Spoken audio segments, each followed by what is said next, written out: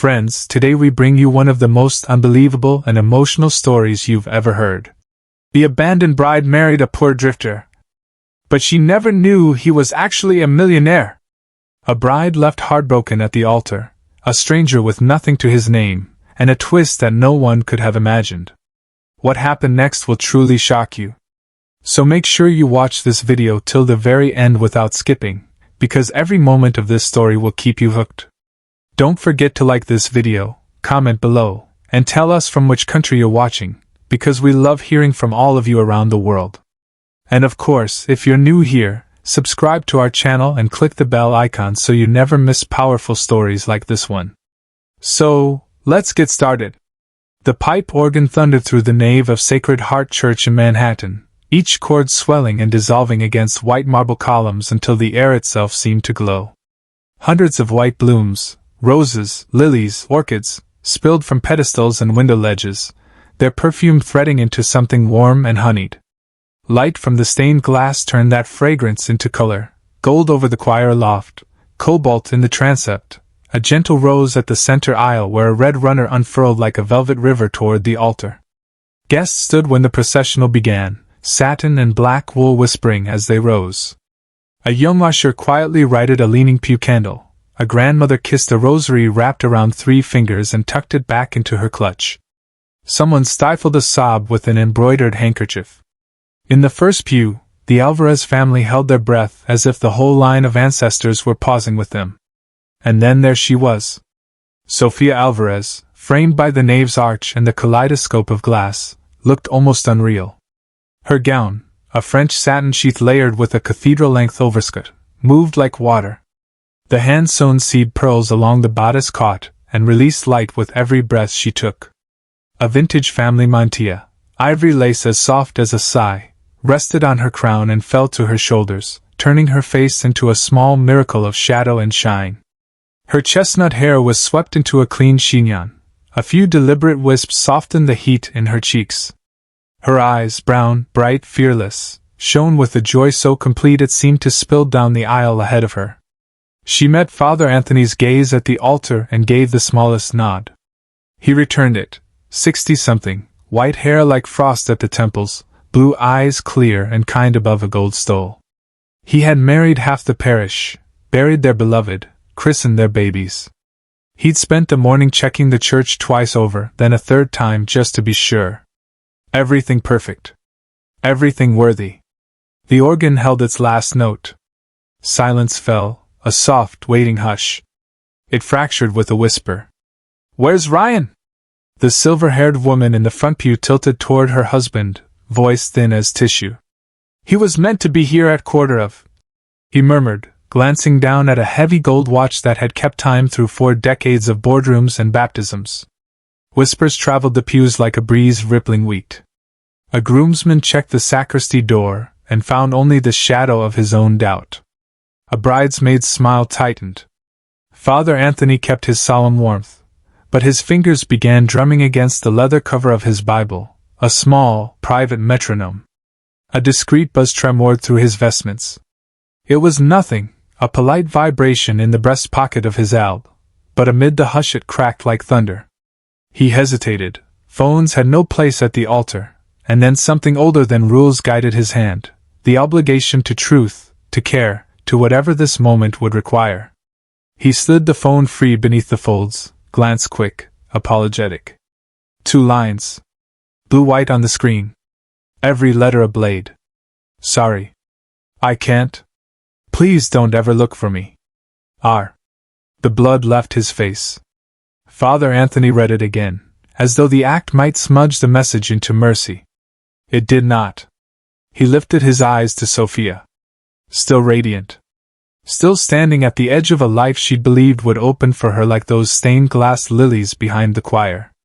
"Daughter," he whispered, stepping forward, voice riven by something he couldn't quite swallow. "I need to speak with you."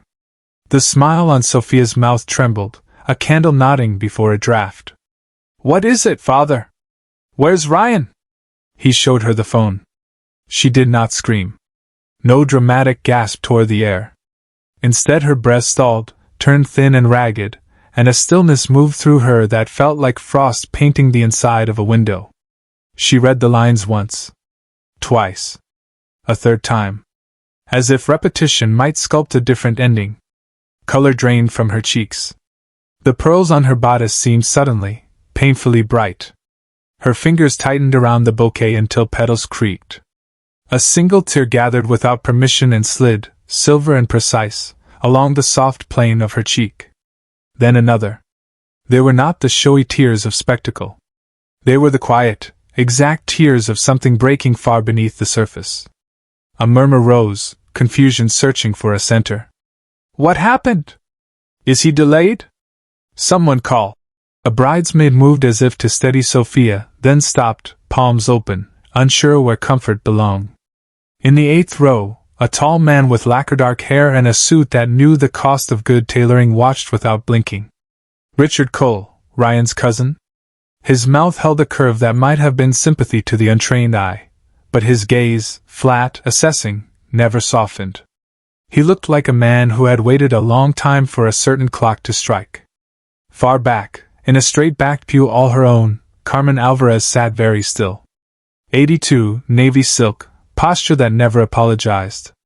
Her hair, silver as a winter river, was wound low and neat. Those same Alvarez eyes, amber brown and relentless, measured the wreckage with a steadiness earned by outlasting it. She did not look surprised. Sorrow edged her mouth, resolve straightened her spine. "My girl," she breathed, too soft for anyone to hear. "We stand." The church shifted around Sophia, the flowers suddenly heavy, the aisle impossibly long.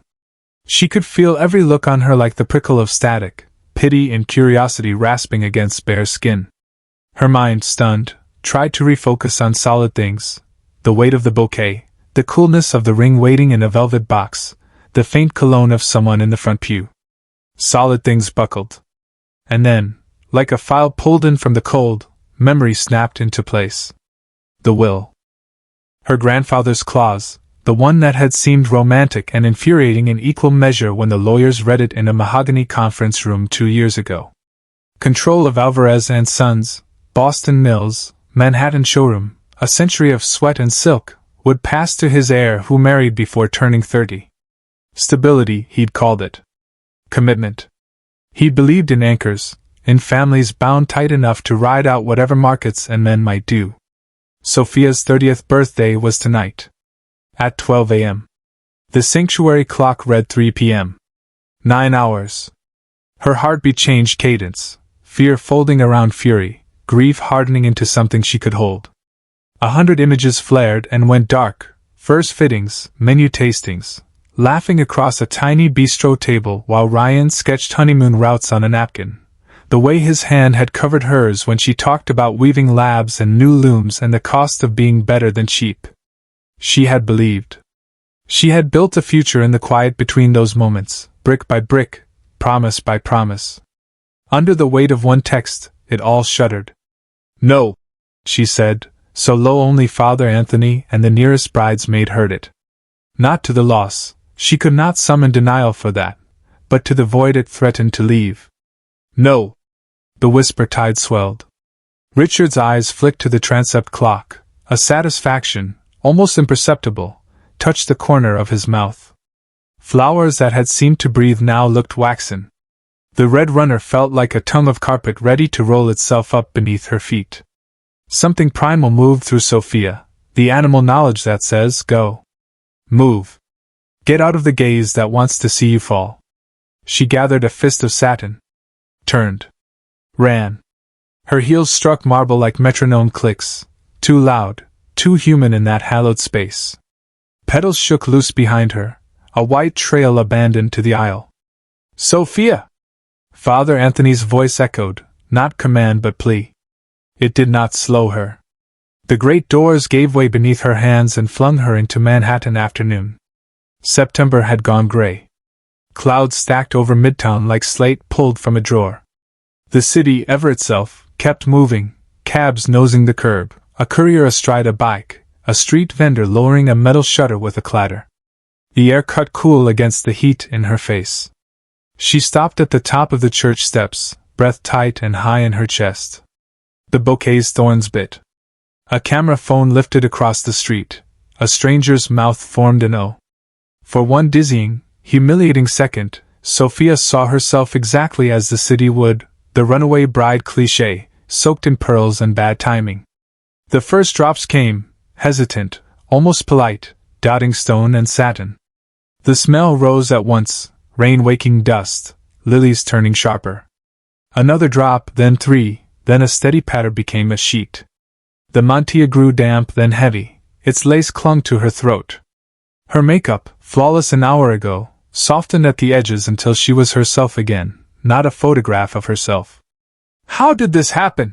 she asked the sky, voice gone hoarse with the effort of holding in what it demanded she let go. The wind took the words and carried them down Fifth Avenue. She didn't go back inside. She couldn't bear the pity waiting there, the explanation she did not owe to anyone. Home was impossible, staff, reporters, a mother who would mean well and break her a little more with it. There were lawyers to call, yes, and clocks to fight, but her body needed motion before her mind could map the rest. Sophia lifted her skirt, turned her face into the rain, and took the steps two at a time. Satin slapped at her shins. Petals skittered from the bouquet, white against wet stone. Down on the sidewalk, the city opened a path for her the way water makes room for anything that insists on passing through. She let it take her, east one block, south another, until the church bells were a memory, and only the rain remained, stitching the city into one long, shining thread. At 3:11 p.m., with 9 hours and 49 minutes left on a clock she hadn't set, Sophia Alvarez disappeared into Manhattan, into the blur and glare and grit of a city that breaks and remakes everything it touches, running not away from the altar but toward the only thing she could still claim, the choice of what to do next. Rain stitched Manhattan into a moving sheet of silver. Sophia ran blind through it, satin heavy around her knees, bouquet thorns biting her palm like they meant to keep her awake. At the corner of 5th and 51st her heels slid on a film of wet leaves, gravity yanked, and the stone rushed up. A hand caught her. It was firm and warm and sure, the grip of someone who had pulled weight before, crates, ropes, people. He steadied her with a gentleness that didn't match the strength in his forearm. Sophia looked up into a face near 35, rain-dark hair pushed back with his fingers, a few days beard, eyes the color of honeyed whiskey that held more history than complaint. His shirt had been white once, now it wore the yellowed honesty of too many laundromats. His coat was clean but thin. The shoes, scuffed leather, well made a lifetime ago, had been resoled more than once. "Careful," he said, voice low, the kind that didn't need to get loud to be heard. "Sidewalk's a rink." "Thank you," she managed, breath high and tight. I'm fine." She was not. He glanced past her shoulder at the church doors 2 blocks back, then at the mantilla plastered to her hair, the bouquet shedding petals against her knuckles. "There's an awning." He nodded toward a shuttered art gallery, its black canopy collecting rain. "You can think without drowning." They crossed in the lull between cabs. Under the awning, the city became a watercolor, taxis smeared into gold streaks, pedestrians into moving umbrellas. The rain drummed a rhythm steady enough to breathe to. He kept a respectful distance, hands visible, posture easy as if he'd learned that comfort began with not crowding a stranger. "I'm Michael," he said after a beat. "Michael Santana." "Sophia," she answered, surprised at how quickly the name left her mouth, as if some old muscle memory still believed in introductions and manners. She realized she was shivering, then realized she couldn't tell if it was cold or shock. He flicked his gaze toward the church again. "On Thursdays they do a meal for anybody who needs one," he said simply. "I sometimes line up on the side door. Saw a whole lot of dressed-up people spilling out today. Figured something went wrong. I was supposed to be married at 3. The words felt distant, like she was reading them off a cue card in someone else's life. He texted the priest. "He's not coming." Michael didn't wince, didn't give her the pity face that makes grief feel cheap. His features settled into a quiet that took her seriously. "I'm sorry," he said. 2 words, clean and sufficient. She nodded, swallowed, and the other truth crashed against her ribs. There's more. My grandfather's will. She paused to organize the sentence so it didn't break her in the middle. To take control of my family's company, I have to be married by midnight. Boston Mills, Manhattan showroom, 200 people's paychecks tied up in decades of work. It's ridiculous and old-fashioned, and it's in the documents. If I don't marry by midnight, control passes to the only other heir. She didn't say Richard's name. Didn't have to. It's just after 4. Michael lifted his wrist and checked a scratched, functional watch. 4:08, he said. 7 hours and change. She gave a breath that might have been a laugh in a kinder world. There's no time. Even if there were someone. She bit it off. The sentence had too many cliffs. He studied the rain as if it were a problem with a shape. When he looked back, his eyes were clear. I'll marry you, he said. Sophia blinked, sure she had misheard. What? You need a husband before midnight for a line in a will. I'm an unattached adult with no one to consult and nothing to lose by doing the decent thing. He said it the way a contractor might say, I've got a truck, I can help you move the couch. Calm. Practical. No feverish edge of opportunism. You don't know me.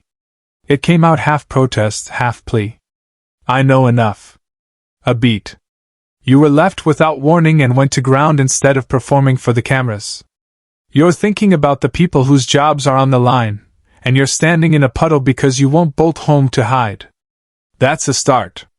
She searched him for the itch of an angle and didn't find it, only that quiet steadiness and a fatigue that looked earned, not cultivated.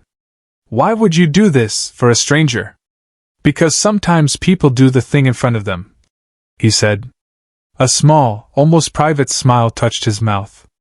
And because it has been a minute since anybody let me do something that mattered. The rain softened around the edges. She felt the clock like a hand on her back. It isn't just the license, she said, forcing her brain into logistics. New York has a 24-hour waiting period. Judges can waive it. He said it as a fact, not a dare. If you have the right judge.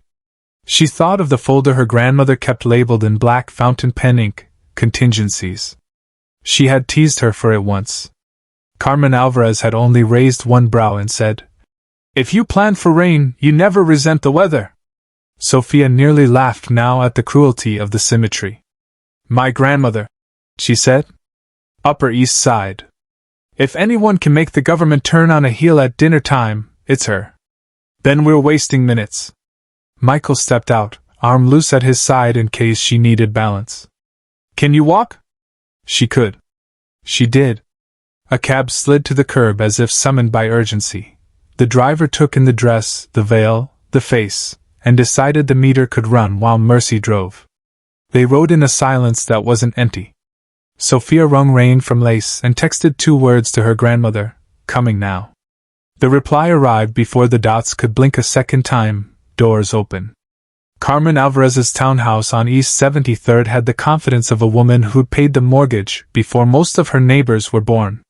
The brass knocker was cool under Sophia's knuckles.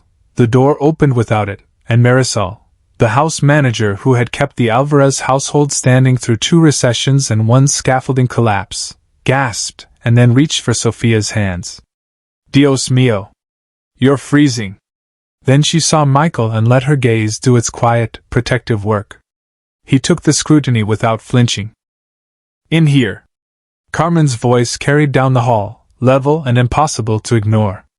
She was seated in the blue salon beneath a painting Sophia had always loved because the woman in it looked like she knew something no one could take from her. Carmen wore navy silk and a strand of pearls that were more inheritance than adornment. The only concession to shock was the wool throw tucked around her knees. Sophia crossed the rug and knelt, dress puddling, veil dripping onto antique Persian. It's true, she said, because Carmen didn't waste time on myth. He's gone. The clause is real. Midnight is a wall. Carmen cupped her face, thumbs warm on rain-cold skin. And you will not let a dead man's eccentricity and a live man's cowardice break what your family built. Her gaze cut to Michael. Mr. Santana? Thank you for bringing my granddaughter home. I offered more than a ride. he said, not dressing it up. If the problem is a marriage before midnight, I can be the solution. Carmen did not blink. What do you get out of this? A chance to do one thing right in a season where I haven't done many. He held her stare as if it were a bar to test himself against. I'm not looking for a payout or a title. This is about keeping a company in the hands of the person who can run it. How do you know she can? Carmen asked. Because she told me about the looms and the labs before she told me about the money. He said it so simply that Sophia felt something in her chest loosen. Carmen's mouth flattened into the ghost of a smile. She nodded to Marisol. Tea. Towels. And the white silk in the cedar garment bag, the one with the 3/4 sleeves. Marisol vanished with the efficiency of a woman who could rebuild a household in an afternoon. Carmen rose, 82 going on invincible, and went to the secretary desk in the corner.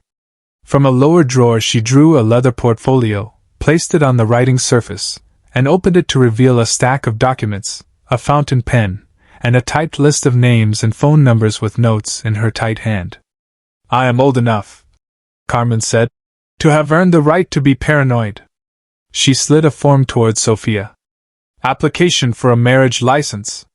We will get the 24-hour waiting period waived by judicial order. She tapped a name. Judge Harriet Martinez owes me 2 favors. Tonight she pays 1. She dialed, introduced herself not as a supplicant but as a woman fixing a problem, and asked for the waiver and a house call. Then she phoned Elliot Green, the family's attorney, and Beatrice Quinn, the neighbor who had once crossed an icy sidewalk to bring Carmen soup and never quite left her orbit. Witnesses secured. A mobile notary friend of Elliot's, on standby. The city clerk's after-hours contact, reached. Sophia watched her grandmother move through the list the way a surgeon moves through a checklist before a hard surgery, calm, precise, thinking 3 steps past the one she was on. When Carmen hung up, she looked at Michael with a new kind of appraisal. You will not be photographed in that shirt, she said, already turning to the hall. Marisol will set up the downstairs bath. Edward's navy suit should be close to your size. Mrs. Alvarez, Michael began, the protest of a man unaccustomed to taking without giving. Tell me no and I will consider rescinding my invitation to marry into my family, she said dryly. Do not worry, my husband would have liked you. The corner of her mouth softened, then steadied. Upstairs. 10 minutes. Sophia let Marisol peel the silk lace from her hair, let warm towels teach her skin it lived in a body again. The white silk dress, Carmen's from a long-ago anniversary, slid over her shoulders like permission. Marisol pinned Sophia's hair in a low twist and handed over her great-grandmother's pearl drops. In the mirror, Sophia did not look like a bride so much as a person who had chosen to stand up. When she came back down, Michael was waiting at the foot of the stairs. The navy suit fit as if Edward Alvarez had anticipated lending it one day to a man on whom the fabric would tell the truth. A crisp shirt. A simple tie. His hair combed back. The beard trimmed. The transformation wasn't cosmetic. It only revealed what had been there, a quiet, grounded presence that made space feel less chaotic. You clean up, Sophia said, then stopped, because the end of the sentence, beautifully, felt too intimate for a stranger and somehow not intimate enough for what they were about to do. So do you, he said, sparing her and meaning it. The doorbell chimed. Elliot arrived first, briefcase and umbrella and the expression of a man who enjoyed owls because they looked like paperwork.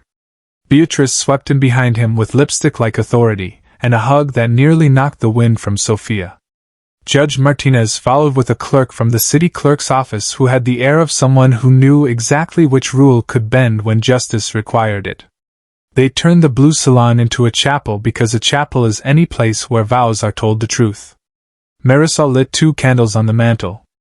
Elliot arranged documents on the secretary desk and clicked his pen like a gavel. Judge Martinez, in black, stood beneath the painting of the woman who knew things and asked in a voice that made refusal impossible. Are we ready? Sophia found Carmen's hand. Carmen squeezed back, strong and warm.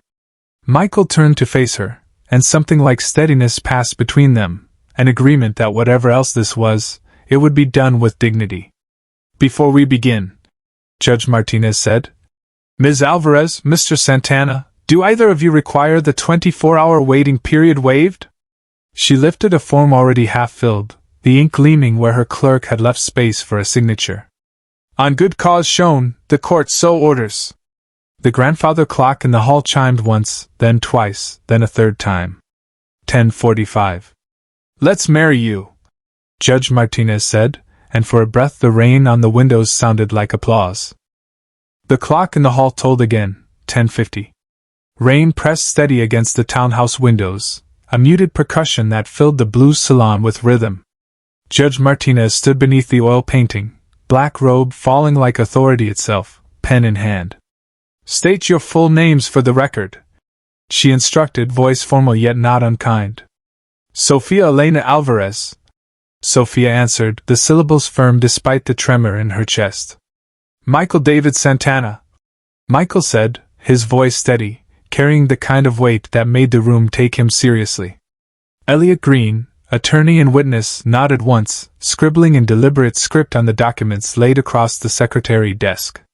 Beside him, Beatrice Quinn stood with hands clasped, lips curved in a tight smile meant to reassure Sophia. Carmen sat, regal and still, pearls glowing in the firelight from 2 candles Marisol had set.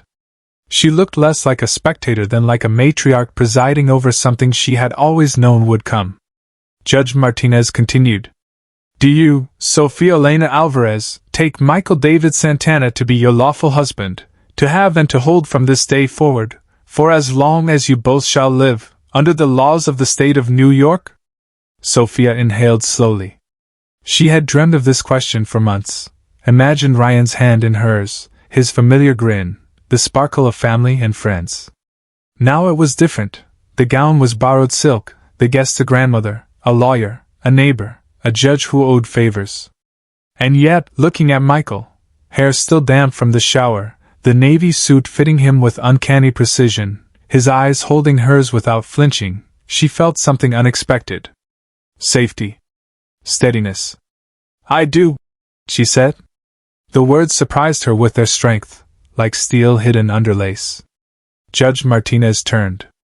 Do you, Michael David Santana, take Sofia Elena Alvarez to be your lawful wife, to have and to hold from this day forward, for as long as you both shall live, under the laws of the state of New York? Michael did not hesitate. His gaze stayed with hers, clear and unwavering. I do.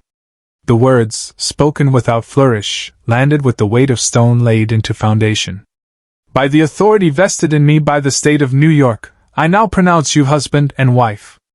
Judge Martinez closed the folder, handed Elliot a sheet for signatures, and offered them a smile softened by years of officiating moments both planned and improvised. You may seal it however you wish. There was no kiss. Not yet. Instead, Michael extended his hand, palm open, and Sophia placed hers into it. Their fingers laced, dry parchment against silk, and the room felt it, a promise not of romance, not yet, but of alliance. Beatrice let out a gentle sigh, almost a cheer. Elliot cleared his throat. The paperwork is binding. Congratulations, Mrs. Santana. The new name rang strange and sharp in Sophia's ears. She stole a glance at her grandmother. Carmen's eyes glistened, not from sentiment alone, but from relief. The company, her father's work, her grandfather's empire, was secure. Thank you, Judge, Carmen said, rising to clasp the woman's hand. We are in your debt. Your granddaughter owes me dinner sometime, that will do, Judge Martinez quipped, gathering her papers. And perhaps a tour of those famous looms when the season changes. Within 20 minutes the judge, clerk, and Beatrice departed into the drizzle, umbrellas blooming like black flowers along the curb. Elliot stayed behind, double-checking signatures and placing stamped copies in a fireproof envelope for Carmen's safe. Marisol whisked away damp garments and glasses, moving like a shadow of competence through the house. By 11:15, the salon quieted. Only Sophia, Michael, and Carmen remained.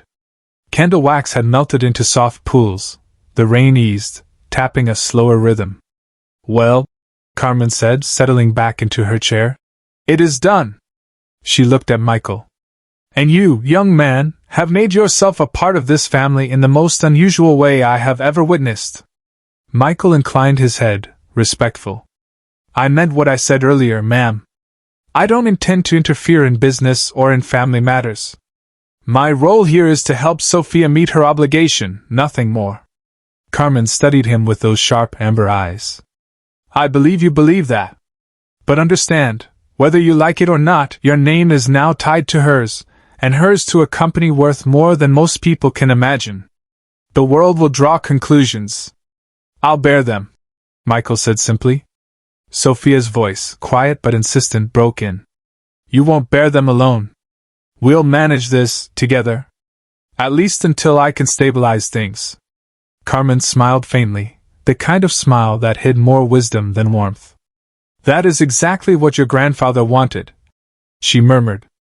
Then louder. Go rest, both of you. Tomorrow, the world will wake hungry for explanations. And you'll need your strength to face it. Sophia nodded. Exhaustion hit her in a wave, heavy and irresistible. The day had stretched from hope to heartbreak to survival, and now into something stranger, a marriage born not of vows whispered in love, but of necessity and chance. Michael guided her gently toward the guest suite upstairs. He didn't touch her beyond a hand at her elbow, but the gesture steadied her more than she expected. At the door, he paused. I'll take the sofa in the sitting room, he said. You should have the bed. Sophia managed a tired laugh. Chivalry at midnight. Who knew? He smiled, small, quiet, real. Good night, Sophia. She closed the door behind her, leaned against it, and let herself exhale.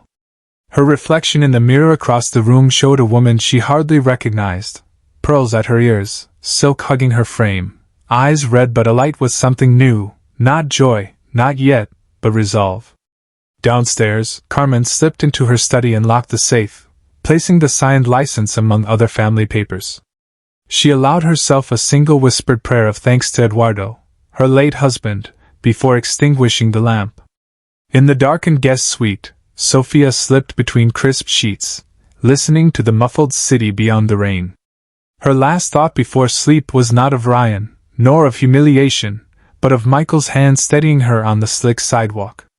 For the first time since the organ began its thunder, she dreamed not of endings, but of what came after.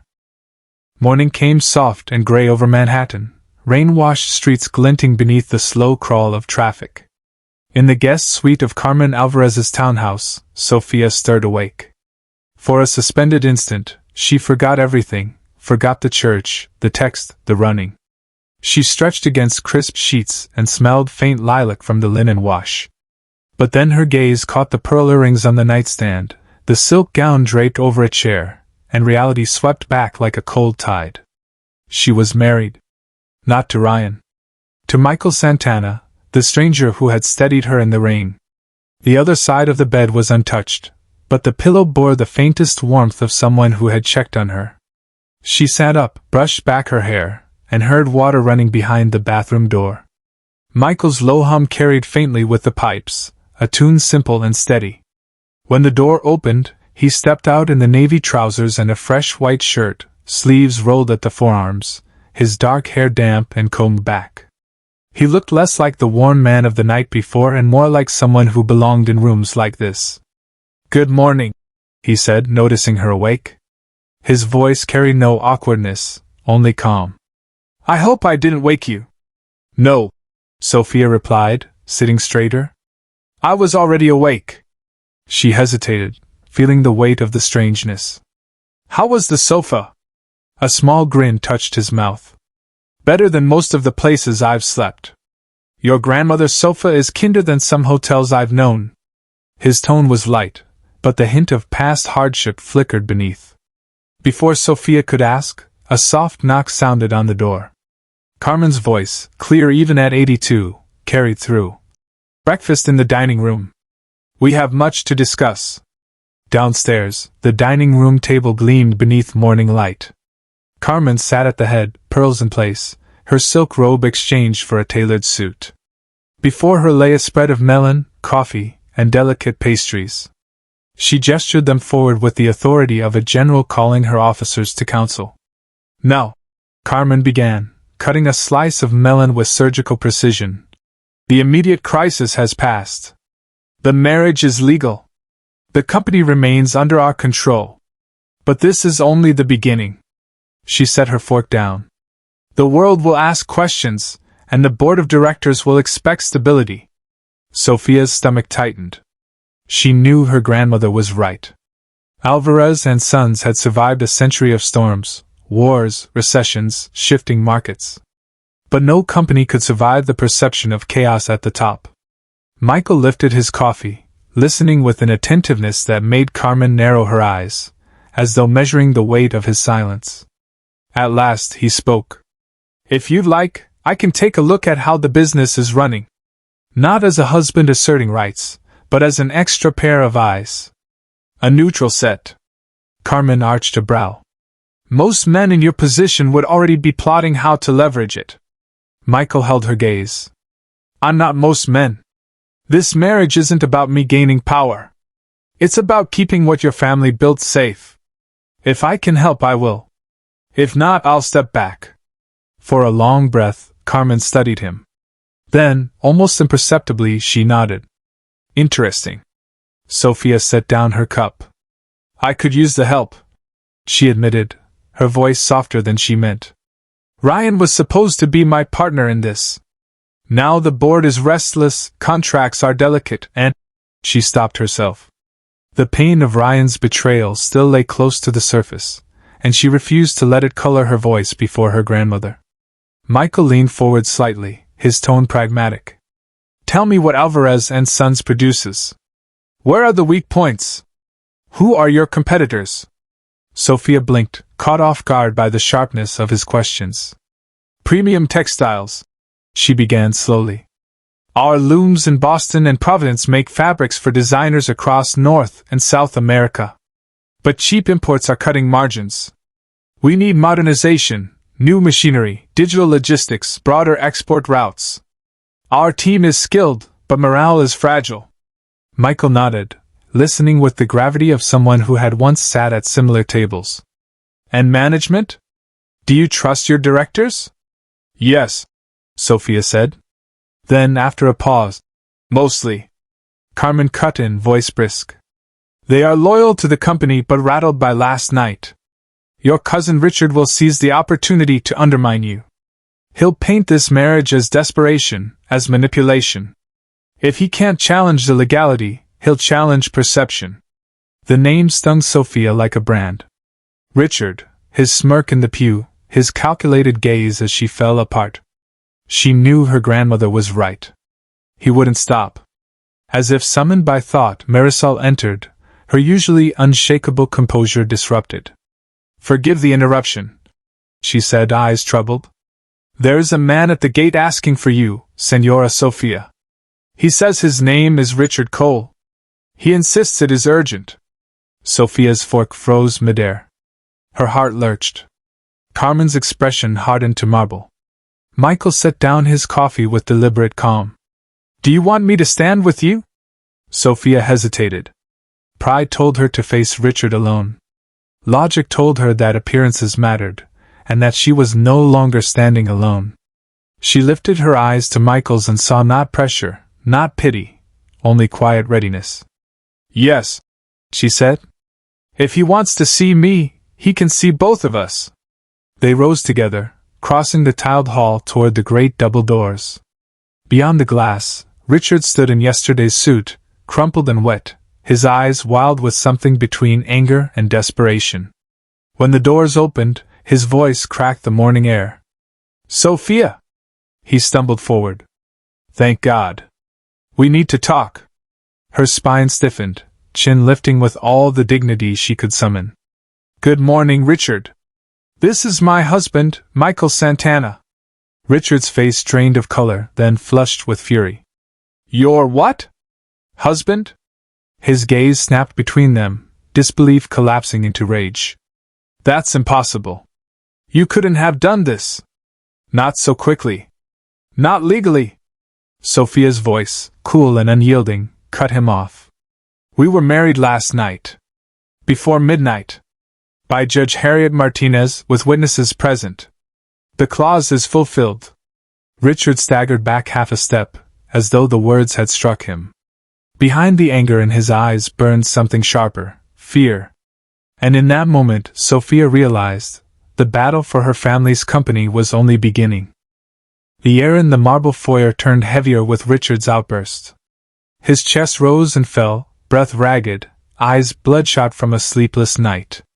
"This is fraud!" he barked, voice echoing off the high ceiling. "No one believes you found a husband in an hour. It's a stunt. The board will tear this apart." Sophia met his fury with a composure she didn't fully feel. "The law doesn't answer to your disbelief, Richard. The marriage is valid, signed and sealed before midnight. The company stays with me." Michael stood beside her, shoulders squared, gaze locked on Richard with a calmness that was somehow more intimidating than anger. "She doesn't owe you proof beyond what the court already certified," he said. His voice carried the kind of quiet authority that made people stop arguing even when they wanted to. Richard's face twisted. "Who even are you?" he spat, looking Michael up and down with scorn. "Some drifter pulled in off the street? You think you belong in this family? In this business?" Sophia's pulse quickened, but Michael didn't flinch. "I'm her husband," he replied evenly. "That's all the contract requires. The rest, what I am, what I can do, you'll learn in time." Richard's jaw clenched. His eyes darted toward Sophia, desperation leaking through his anger. "You don't understand what you've done," he hissed. "You think you've won because you signed some papers, but there are things you don't know. About Ryan. About last night. About me." Sophia's heart stuttered. She forced her voice steady. "Then tell me. What about Ryan? What about last night?" Richard faltered. His gaze flicked to Michael, then back. His lips parted, words forming, but then something in his expression shifted, panic, calculation. "Not here," he muttered. "Not in front of him." Sophia's patience snapped. "Then don't say it at all. I won't let you poison my life with half-truths and threats." Behind her, Carmen's voice cut sharp as a blade. She had entered the hall silently, cane tapping once against the marble. Enough. At 82, she carried the authority of a general. "You've made your intentions clear, Richard. You schemed to take what your uncle built, and you failed. If you had any dignity left, you would leave this house." Richard spun toward her, his expression unraveling. "You always favored her," he accused, voice cracking. "Always gave her everything while I had nothing. Do you know what it's like to watch from the sidelines while the empire that should have been yours slips through your fingers?" Carmen's eyes hardened. "You had every chance to stand with this family. Instead you chose bitterness.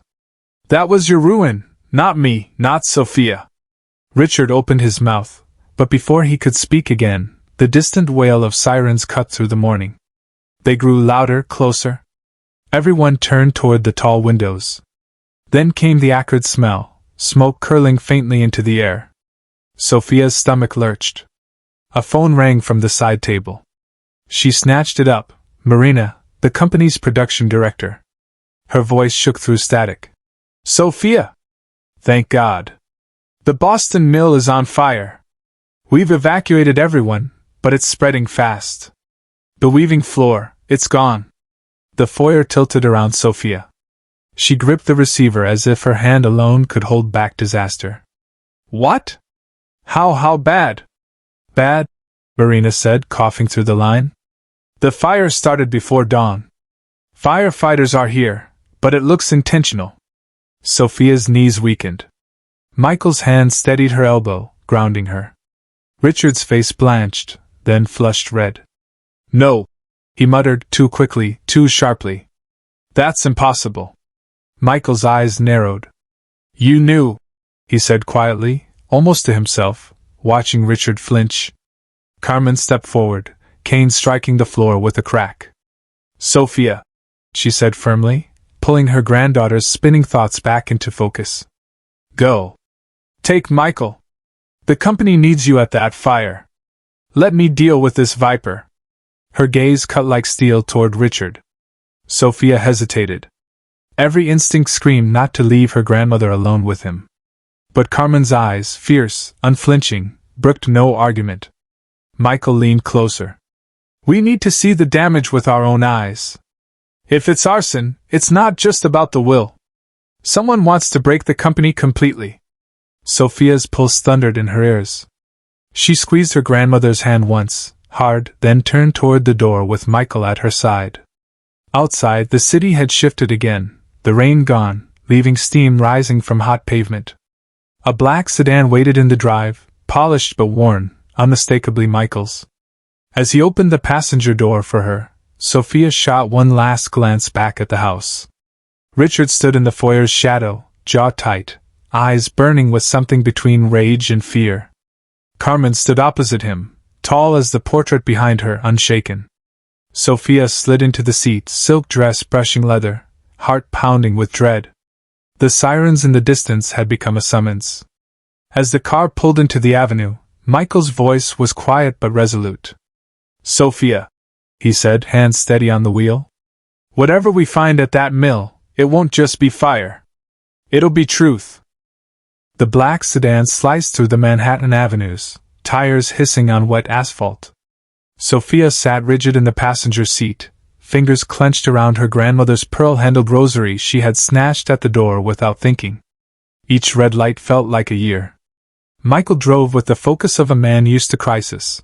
The way his eyes flicked to mirrors, the way his hands didn't tremble even as sirens wailed from somewhere far ahead.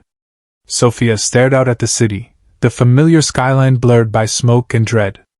Her mind reeled, last night's vows, Richard's wild eyes, the phone call with Marina. A century-old company was more than contracts and factories. It was the heartbeat of her family's name. And now one of its lungs was burning. At the edge of Boston's industrial district, the plume came into view, thick, black smoke clawing upward, visible even against the clouded sky. Fire engines ringed the perimeter, hoses uncoiled like serpents across the pavement. Red and blue lights strobe against the brick facades of neighboring warehouses. The Alvarez and Sons mill loomed ahead, one wing belching flame from shattered windows. Michael eased the car to a stop just beyond the barricade. Before Sophia could open her door, a firefighter waved them back. Restricted zone. No civilians past this line.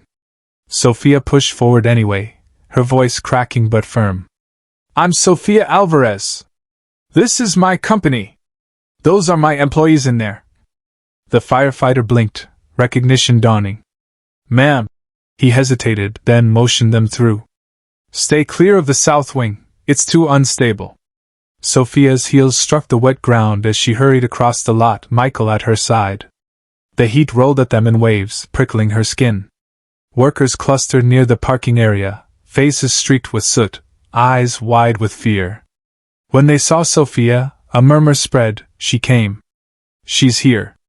Marina broke through the crowd, her hair plastered to her forehead, her hands black with ash. Sophia! She grabbed her by the shoulders. Everyone's out, thank God. But the weaving floor. Her voice cracked. It's gone. Everything we've worked on for 6 months, destroyed. Sophia's knees buckled. Michael's hand was at her back instantly, holding her upright.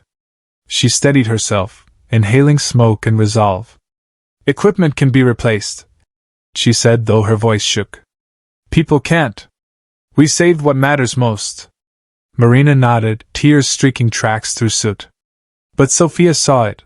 The fear in the woman's eyes wasn't just about fire. It was about what came next, missed contracts, lost clients, the board's fury. Michael moved past them, scanning the structure with an intensity that unsettled Sophia. He walked the line of hoses, asked the chief short, precise questions about electrical systems, sprinkler failures, basement drainage. The chief's initial irritation gave way to grudging respect. You've worked mills before?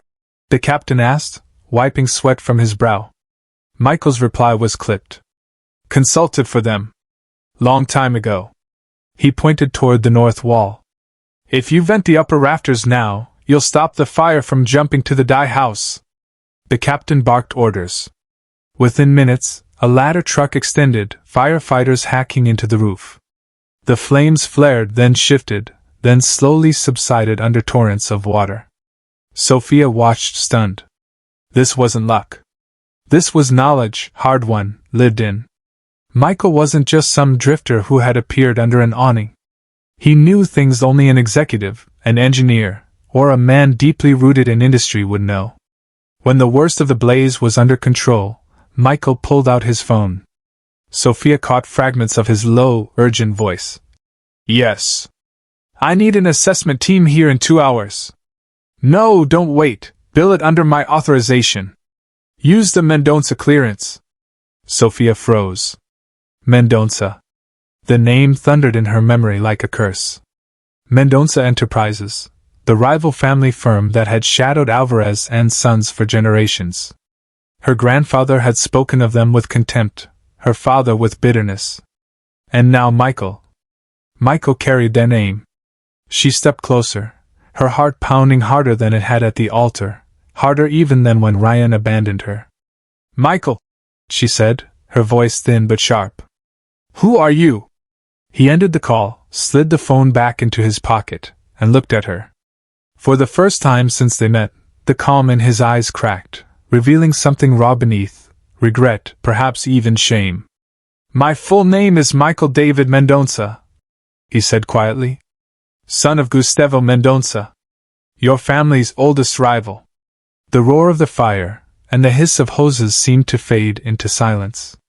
Sophia's blood turned to ice. Mendonça, she whispered, the syllables tasting like betrayal. He nodded once, steady. I didn't tell you because it would have ended everything before it began. But if we're going to fight this war, for your company, for your legacy, you deserve the truth. Your cousin isn't your only enemy, Sophia. He's just the most visible. Smoke billowed behind him, framing him in shifting shadows.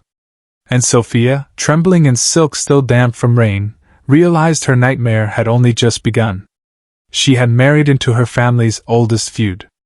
And now the survival of everything her grandfather built hung between a stranger's secrets and her own fragile trust.